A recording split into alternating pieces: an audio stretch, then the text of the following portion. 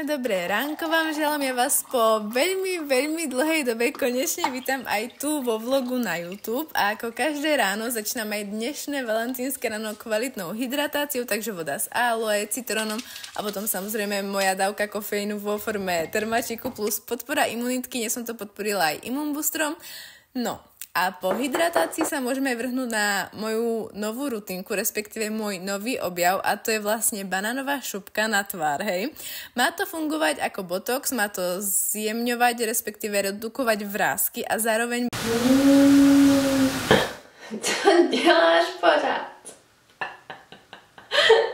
A zároveň tá banánová šupka krásne hydratuje pokožku a ja si tie šupky dávam do mraziaku, takže je to úplne želárové a ráno ma to krásne zobudí a celkovo tá pleť potom som si všimla, že je úplne taká vypnutejšia, taká fajnová. Proste je to zvláštne, ale odporúčam vám to vyskúšať.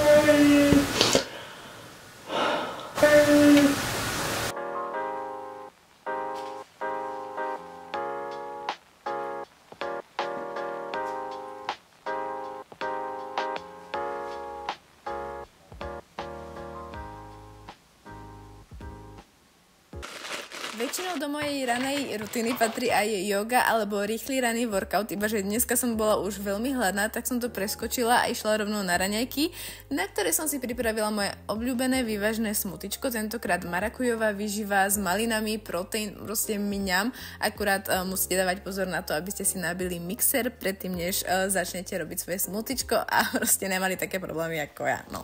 Ale stáva sa, nevadí, pokračujeme. Nečakala som, že bude také krásne husté, úplne milujem husté smutička, proste až také pudingové, na to granola, ovocie, no proste najlepšie raňajky na svete. Keďže si práve robím trénerský kurz, tak som musela venovať nejakú časť učeniu, pretože skúšky sa blížia a nebudem vám hovoriť, tá anatómia ma dosť desí, takže study time a potom sa môžeme konečne vrhnúť na môj vysnívaný workout.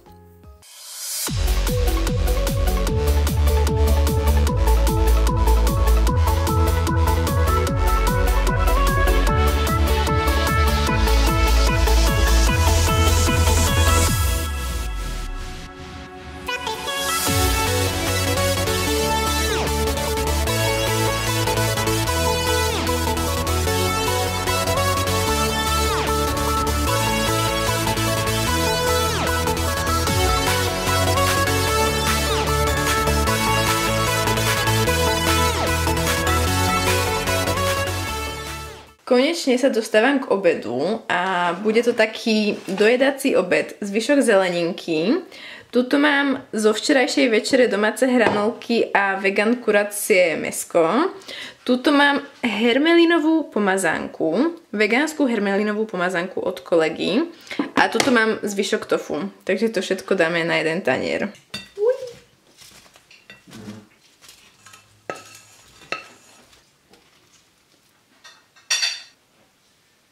Po obede sa konečne môžeme vrhnúť na náš valentínsky program. Ja som z neho bola úplne nadšená, popravde nevedela som, čo ma čaká, takže o to viac som bola nadšená.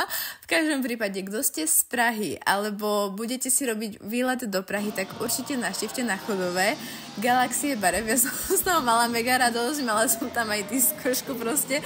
Cítila som sa tam úplne ako v nejakom filme, ako v budúcnosti. Reálne som sa cítila ako v budúcnosti a neviem, ako je to možné, ale cítila som sa tak. Teraz ti chýbajú ešte tie nové Apple okuliare, ja som úplne proste out of space. A tí z vás, ktorí radi robíte content, tak pre vás je to ako stvorené.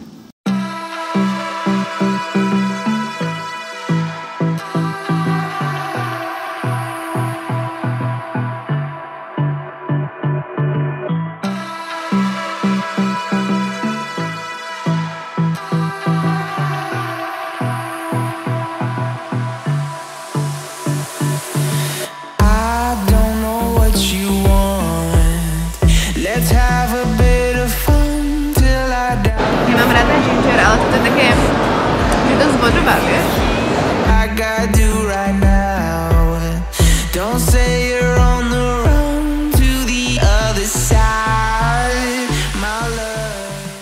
No a No a potom nadišiel čas večere a ja som konečne prvýkrát zavítala do reštaurácie Strecha, respektíve Střecha, jo. Veľakrát som počula, že je to úžasná reštaurácia, že tam úplne že super varia, takže som mala vysoké očakávania. Mali tam dokonca aj valentínske menu, takže sme zvolili jedno valentínske menu, kde bol šalátik so žltou repou a potom kačička, v úvodzovkách kačička s červeným zelím a knedlou a potom sme mali ešte žebírka so švestkovou omáčkou a musím povedať, že ma to dosť sklamalo, pretože tá kachna vôbec nebola kachna, ale taký suchý sejtán, tá kapusta bola dosť octová a tí žebírka v úvodzovkách boli extrémne presolené, takže nič moc, ale našťastie to zachránil aspoň zákusok, ktorý bol fakt, že úžasný.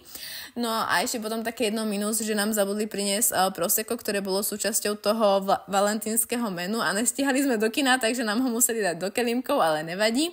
V každom prípade celý krásny deň sme zakončili kinom, filmom Težký rok a bolo to úplne, že super, mega som sa nasmiala, krásne to poukazuje na klimatickú krízu a zároveň je to veľmi vtipne podané, takže odporúčam, pokiaľ ste ešte nevideli, no a to by bolo všetko a my sa vidíme na budúce.